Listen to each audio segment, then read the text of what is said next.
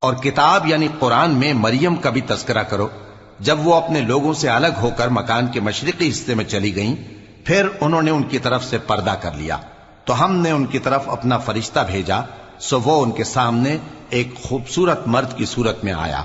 مریم بولی کہ اگر تم پرہیزگار ہو تو میں تم سے بچنے کے لیے رحمان کی پناہ لیتی ہوں۔ فرشتے نے کہا کہ میں تو تمہارے پروردگار کا بھیجا ہوا یعنی فرشتہ ہوں، اور اس لیے آیا ہوں کہ تمہیں پاکیزہ لڑکا بخشوں۔ مریم نے کہا کہ میرے ہاں لڑکا کیوں کر ہوگا، جبکہ مجھے کسی مرد نے بطور شوہر چھوا تک نہیں، اور میں بدکار بھی نہیں ہوں۔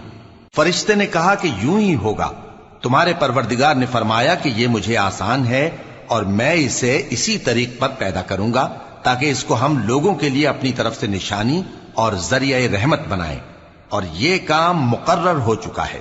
چنانچہ وہ اس بچے کے ساتھ حاملہ ہو گئیں اور اسے لے کر ایک دور جگہ چلی گئیں۔